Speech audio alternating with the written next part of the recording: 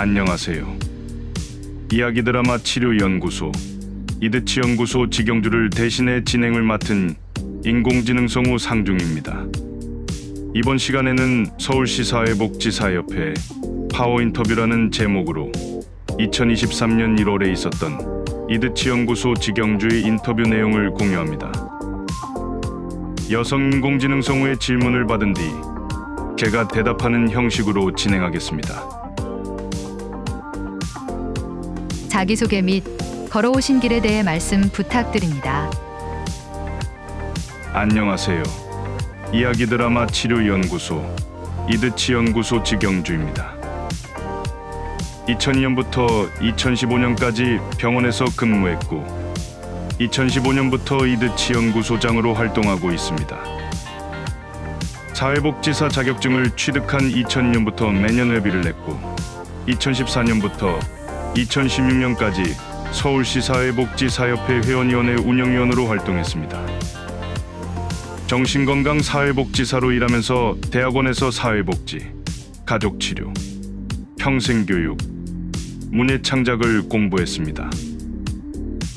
그래서 사회복지 현장에서 심리극 중심의 드라마 치료, 소진 예방을 위한 글쓰기, 내담자를 위한 사회기술훈련, 정신건강을 위한 스트레스 관리와 소진 다루기를 진행해왔습니다.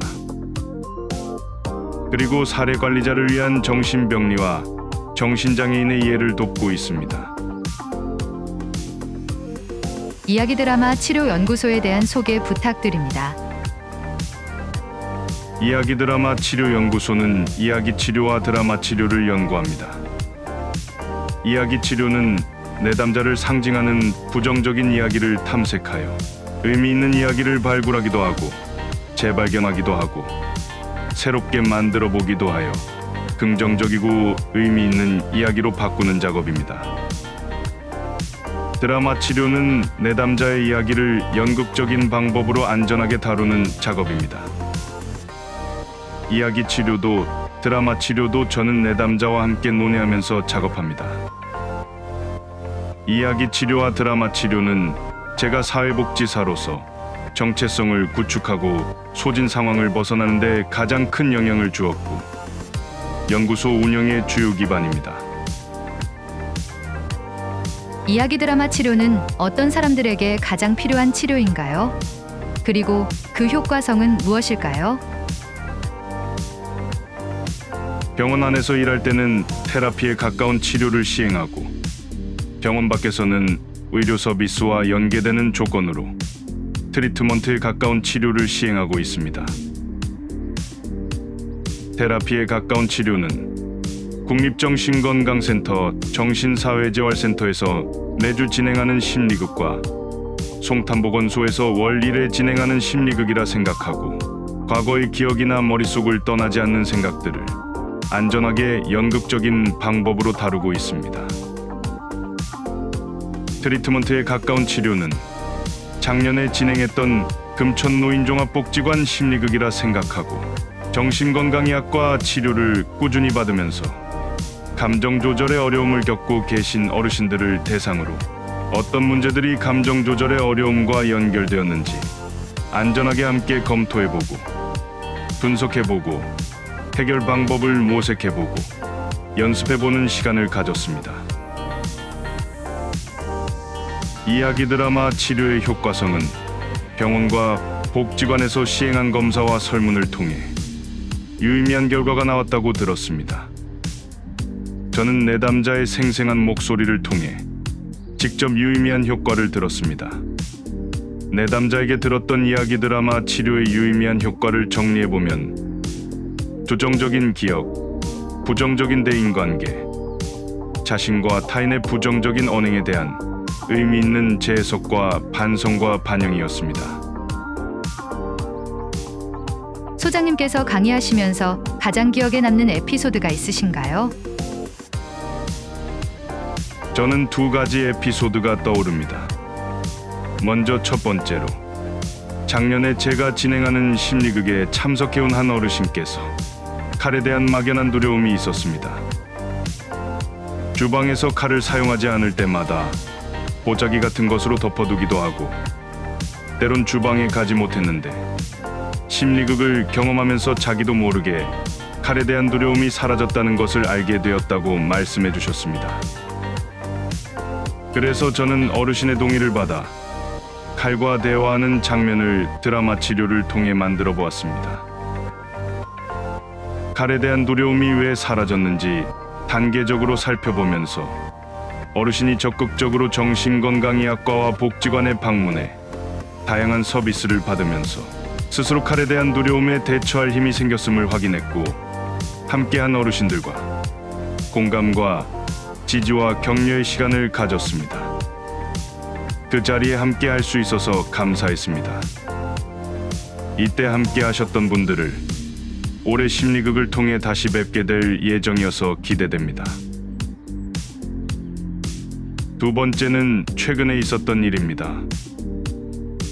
몇 년간 제가 진행하는 국립정신건강센터 정신사회재활센터 심리극에 꾸준히 참석해 오셨던 어느 내담자께서 그동안 경험한 심리극에 관한 생각을 블로그에 공유했습니다. 한동안 심리극에 그만 참석하고 싶다고 말씀하셨다가 마음을 돌리셨다는 소식을 들었고, 올해 첫 심리극을 마무리 지으면서 자발적으로 블로그에 올린 글을 읽어주셨으며 블로그 주소를 알려주셔서 귀가에 기쁜 마음으로 다시 읽어보았습니다. 감사하고 영광이었습니다. 사회복지 현장에서 내담자에게 받는 긍정적인 피드백은 언제나 저에게 큰 힘이 됩니다. 최근 평생의원으로 가입하셨는데 서울시 사회복지사협회에 바라는 점이나 하고 싶은 이야기 있으실까요?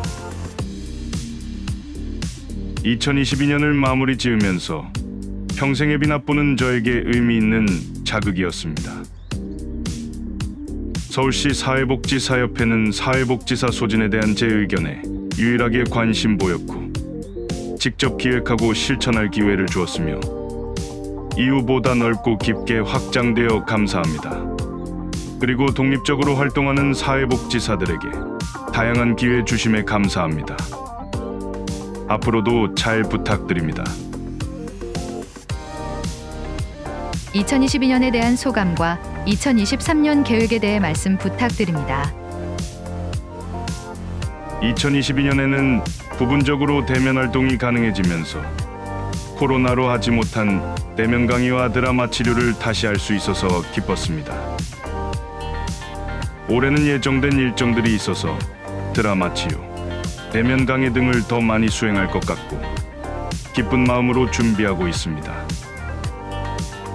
특히 올해는 비블리오 드라마를 성경과 소설 등의 대중작품으로 나누어 종교인의 도움을 받아 활동가들과 함께 연구하여 결과물을 온라인으로 공유할 예정이어서 기대됩니다. 저는 안전을 중시하는 연극적인 방법이 누군가에게 도움될 수 있도록 계속 실천하고 싶습니다. 그리고 연구소 활동에 관심 있는 사회복지사들에게 언제든지 도움되고 싶습니다. 이드치 연구소 유튜브 채널에서 만나요. 이상 서울시 사회복지사협회 파워인터뷰라는 제목으로 2023년 1월에 있었던 이드치 연구소 지경주의 인터뷰 내용을 공유했습니다. 질문이나 의견 있으시면 댓글이나 이메일 부탁드립니다.